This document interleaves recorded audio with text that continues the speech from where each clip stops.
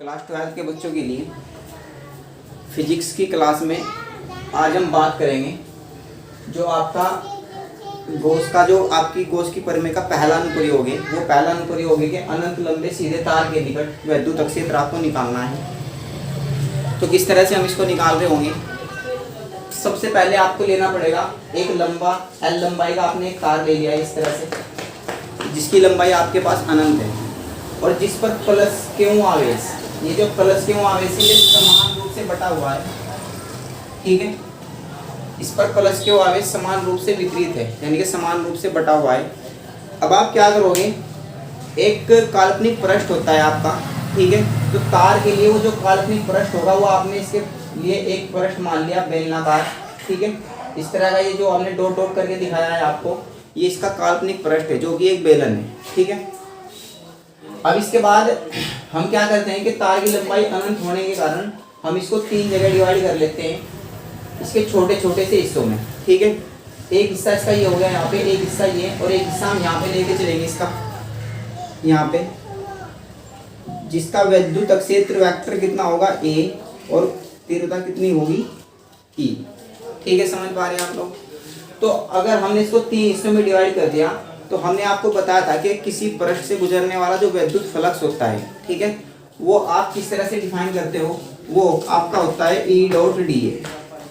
किसी पृष्ठ से गुजरने वाला जो आपका फ्लक्स होता है वो ई डॉट डी ए होता है। ठीक है, अब यहाँ पे आपके पास जब हमने इस पृष्ठ को 3 हिस्सों में डिवाइड कर दिया, एक हिस्सा ये हुआ आपका, एक यहाँ पे और एक ये, वो भी छोटे छोटे से हिस्सों में।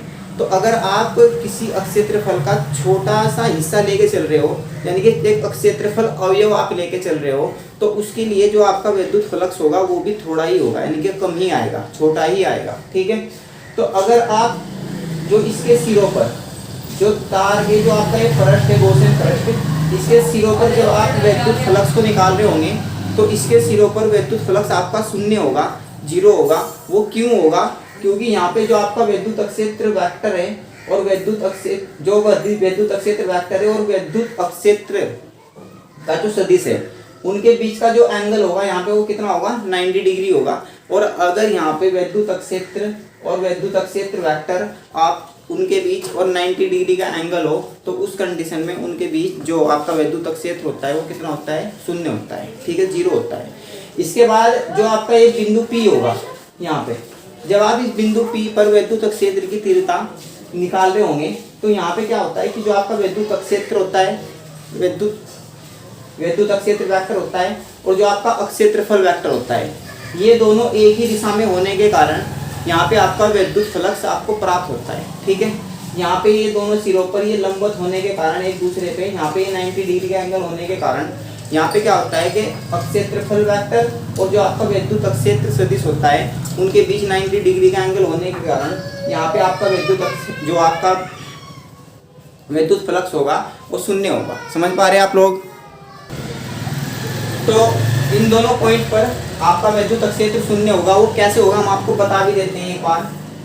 वो इस तरह से होता है, हमने आपको एक बात ये बताई थी कि जो ई डॉट डी ए होता है आपका वो किसके इक्वल होता है, आपका वो होता है E D A cos theta के। ठीक है, और यहाँ पे जो आपका एंगल होता है, यहाँ पे ये एंगल आपका कितना होता है, थीटा इज इक्वल टू 90। तो ये आपका कितना आ रहा होता है, ई डी ए कोस 90 और कोस 90 की वैल्यू आपकी कितनी होती है, 0।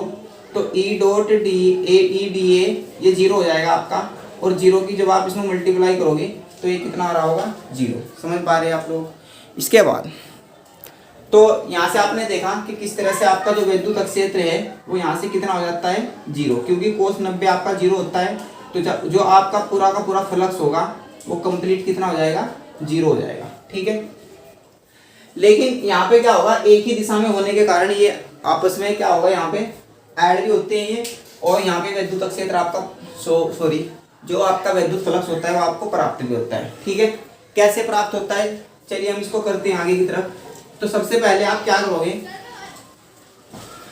सबसे पहले हम इसके सिरों पर निकाल लेंगे। ठीक है, पृष्ठ के सिरों पर वैद्युत फ्लक्स, जो आपके पृष्ठ के सिरों पर वैद्युत फ्लक्स होगा उसको हम, ये आपका छोटा सा अवयव होने के कारण जो विद्युत फ्लक्स होगा वो भी आपका थोड़ा ही निकलेगा। d5e इक्वल टू होता है आपका e डॉट d। ठीक है, समझ पा रहे हैं आप लोग? तो आपको पता है कि जो E डॉट डी ए होता है, जो आपका E डॉट डी ए होगा वो इक्वल टू होता है E D A cos theta के। मैथ्स के बच्चों को पता होगा इसका, E D A cos theta, और यहाँ पे क्या है आपका थीटा की वैल्यू 90 डिग्री है। ठीक है, तो अगर यहाँ पे इन सिरों पर थीटा की वैल्यू 90 डिग्री है तो उस कंडीशन में जो आपका ये हो जाएगा d5e इज इक्वल टू हो जाएगा आपका ई डी ए। यहाँ पे आप कितना रखोगे 90। ठीक है, अगर आपने यहाँ पे 90 रख दिया तो आपको पता है कि cos 90 आपका कितना होता है 0। तो अगर cos 90 0 होगा तो जो आपका d5e यानी कि जो विद्युत फ्लक्स होगा वो कितना हो जाएगा, शून्य हो जाएगा। ठीक है, लेकिन जब आप बिंदु P पर निकाल रहे होंगे, बिंदु P पर जो आपका फ्लक्स होगा वो होगा d5e is equal to E dot D A, और जब आप इसको सोल्व करोगे तो ये हो जाएगा आपका E D A cos theta, क्योंकि जो ई डॉट डी ए की वैल्यू होती है वो E D A cos theta के इक्वल होती है। ठीक है, इसके बाद आप यहाँ पे थीटा की वैल्यू कितनी रख रहे होंगे 0। जब वैद्युत अक्षेत्र सदिश और आपका अक्षेत्रफल सदिश एक ही दिशा में होंगे उस कंडीशन में यहाँ पे जो ये एंगल बन रहा होगा यहाँ पे 0 डिग्री का होता है। और आपको पता है कि आपके जो कोस 0 की वैल्यू होती है वो कितनी होती है 1। ठीक है, उस कंडीशन में जब आपका ये d5e निकल रहा होगा वो आ रहा होगा कितना ई डी ए कोस 0, और कोस 0 आपका होता है कितना 1, तो d5e हो जाएगा आपका ई डी ए। ठीक है, समझ पा रहे हैं आप लोग? अब इसके बाद ये जो आपका विद्युत फ्लक्स निकला ये इस छोटे से पृष्ठ के लिए निकला। ठीक है, इसके बाद आपको पूरे पृष्ठ के लिए निकालना है। तो जब आप पूरे पृष्ठ के लिए विद्युत फ्लक्स निकाल रहे होंगे तो उसके लिए आपको इंटीग्रेशन करना पड़ेगा इस पूरे पृष्ठ का। अगर हम ये कह दें कि इसका जो आपने जो क्षेत्रफल सदिश लिया dA, ये आपका इस पृष्ठ के लिए, इस पृष्ठ के लिए, इस पृष्ठ के लिए आपका जो क्षेत्रफल अवयव है, क्षेत्रफल अवयव का मतलब ये है कि थोड़ा सा क्षेत्रफल है। और जब हम पूरे पृष्ठ का क्षेत्रफल निकाल रहे होंगे तो हम ऐसा करेंगे कि जब हम पूरे पृष्ठ का क्षेत्रफल निकालेंगे, पूरे पृष्ठ का विद्युत फ्लक्स, जब आप पूरे पृष्ठ का विद्युत फ्लक्स निकाल रहे होंगे तो कितना आ रहा होगा, इसको आप इस तरह से लिखोगे, 0 से लेके आप a तक इसका क्या कर दोगे, इंटीग्रेशन कर दोगे, समाकलन कर दोगे। ये हो जाएगा आपका d5e is equal to 0 to a, ये हो जाएगा आपका e d a। ठीक है, समझ पा रहे हैं आप लोग? इसके बाद 0 से a तक जब आप इसका इंटीग्रेट करोगे तो ये तो आपका हो जाएगा 5e, यानी कि ये पूरे पृष्ठ के लिए आपका जो कुल फ्लक्स होगा वो कितना होगा d5e। और ये आपका इस तरह से हो जाएगा कि e को आप बाहर रखोगे, इसको आप लिखोगे 0 to a, और ये हो जाएगा आपका dA। इसके बाद dA का जो समाकलन होता है वो होता है कितना आपका, इसका समाकलन होता है a। जैसे dx का समाकलन x होता है इसी तरह से dA का जो समाकलन होगा वो a होगा। यहाँ पे आप रख दोगे 0 to a। तो इसके बाद जब आप लिमिट भर रहे होंगे a की जगह आपको एक बार a रखना है, माइनस a की जगह आपको कितना रखना है 0, तो आपका हो जाएगा 5e is equal to EA। समझ पा रहे हैं आप लोग? ये आपका क्या हो गया, विद्युत फ्लक्स। अब इसके बाद हम इधर से रफ कर देते हैं, आपको जो इधर से कॉपी करना हो आप कर सकते हो। ठीक है, हम यहाँ से रफ करेंगे। अब इसके बाद हम क्या करेंगे, आप गॉस की प्रमेय अप्लाई करोगे। ठीक है, गॉस की प्रमेय से जब आप गॉस की प्रमेय से, क्योंकि आपको गॉस की प्रमेय का अनुप्रयोग करना है तो इसीलिए आपको गॉस की प्रमेय जरूर अप्लाई करनी पड़ेगी। ठीक है, गॉस की प्रमेय क्या होती है, 5e is equal to Q upon epsilon naught. ठीक है, आपकी एक इक्वेशन नंबर सेकंड ये हो गई, इक्वेशन नंबर फर्स्ट ये दोनों आपके विद्युत फ्लक्स हैं। तो अगर ये आपके विद्युत फ्लक्स है तो ये दोनों जगह विद्युत फ्लक्स इक्वल होगा। तो अगर ये विद्युत फ्लक्स यहाँ पे 5e है, यहाँ पे भी 5e है, तो हम यहाँ पे लिखेंगे समीकरण फर्स्ट बराबर समीकरण सेकंड, यानी कि आप दोनों की दोनों समीकरणों को बराबर कर रहे होंगे। तो ये आपका कितना आ रहा होगा, Q upon epsilon naught is equal to EA। अब आपको एक चीज यहाँ पे नई सी मिलेगी, वो होगा आपका पृष्ठ आवेश घनत्व। एक होता है पृष्ठ आवेश घनत्व, एक होता है रेखीय आवेश घनत्व। तो जो आपका रेखीय आवेश घनत्व होता है वो किसके इक्वल होता है, यहाँ पे देखिएगा रेखीय आवेश घनत्व, क्योंकि यहाँ पे आपका जो तार है वो एक लाइन के रूप में, एक रेखा के रूप में है, इसलिए यहाँ पे क्या निकलेगा, रेखीय आवेश घनत्व। और अगर हम पृष्ठ की बात करें किसी, तो वहां पे निकलता है पृष्ठ आवेश घनत्व। और अगर कहीं पे हमें आयतन लेना हो तो वहां पे निकलता है आयतन आवेश घनत्व। ठीक है, तो जो रेखीय आवेश घनत्व होता है आपका, उसको हम लैम्डा से डिनोट करते हैं और वो होता है Q/L के। ठीक है, यानी कि प्रति एकांक लंबाई पर जितना आवेश होता है उसके लिए हम उसको बोलते हैं कि क्या होता है, इसका रेखीय आवेश घनत्व। तो आप क्या करोगे, यहाँ से Q की वैल्यू निकाल रहे होंगे, तो Q की वैल्यू जब आप यहाँ से निकाल रहे होंगे, यहाँ पे रख रहे होंगे, तो ये आ रहा होगा λL। और जो ये आपका A है, आपका ये जो पृष्ठ है, ये आपको पृष्ठ लेना है यहाँ पे किसका, बेलन का। बेलन के लिए जो आपका वक्र पृष्ठ होगा आपको लेना है यहाँ पे वक्र पृष्ठ। जो आपके बेलन का वक्र पृष्ठ होगा वो कितना होगा, बेलन का वक्र पृष्ठ A इक्वल टू होता है 2πr/L। वैसे तो 2πr/h होता है, लेकिन यहाँ पे जो हाइट है इसकी वो कितनी है, L, तो इसलिए कितना हो जाएगा 2πr/L।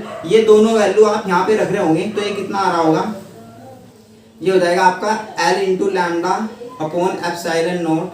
ये हो जाएगा आपका किस तरह से E इंटू ये हो जाएगा 2πr और L।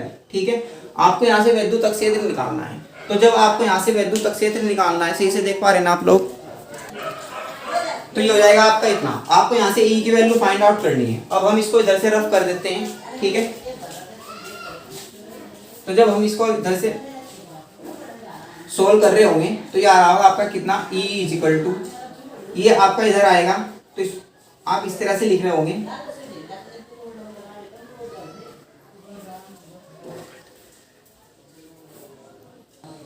तो आप इसको लिख रहे होंगे कैसे, L से आपका L कैंसिल हो रहा होगा, तो ये E की वैल्यू जो आपकी आएगी वो कितनी हो जाएगी, λ/ε0। ये आपका λ/ε0 है, ये इधर आ रहा होगा, तो इसको आप लिख रहे होंगे 1/2πr।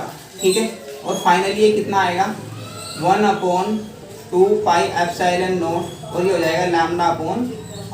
समझ पा रहे हैं आप लोग। इसके बाद आप क्या करोगे, यहाँ से 2 से मल्टीप्लाई करोगे, इसको 2 से डिवाइड। ठीक है, तो जब आप इसको 2 से मल्टीप्लाई और 2 से डिवाइड कर रहे होंगे तो ये कितना हो रहा होगा, जब आप 2 से डिवाइड करोगे तो ये तो हो जाएगा 4πε0। ये हो जाएगा आपका 2λ किसके, r के। और इस तरह से ये जो आपका होगा ये आपका विद्युत क्षेत्र आ जाएगा। ठीक है, तो ये अनंत सीधे लंबे तार के कारण विद्युत क्षेत्र है आपका। तो हम एक बार फिर से आपको रिपीट कर देते हैं। सबसे पहले आपको क्या करना है, एक तार लेना है इस तरह से, उस पर आपको प्लस आवेश समान रूप से दिखाना है। ठीक है, प्लस आवेश इस पर बराबर रूप से बटा हुआ है। अब आपको क्या करना है, इसके पर एक गॉसियन पृष्ठ की कल्पना करनी है।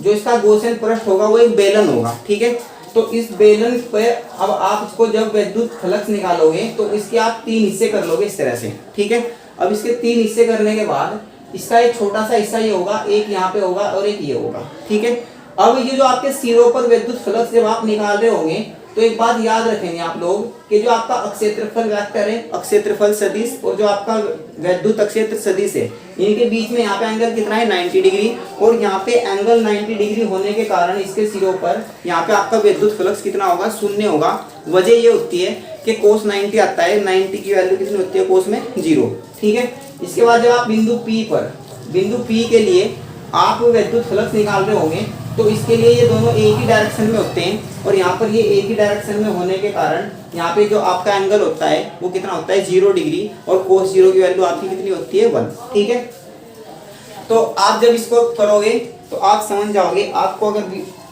समझ में ना आए तो आप वीडियो को एक बार देखिए, 2 बार देखिए, आप जरूर समझ पा रहे होंगे। इसके बाद हम गॉस की प्रमेय का अगला अनुप्रयोग करेंगे। ठीक है, तब तक के लिए आप इसको करिएगा। अगर आपको वीडियो अच्छा लगा हो तो लाइक कीजिएगा और चैनल को सब्सक्राइब कीजिएगा। ठीक है, थैंक यू।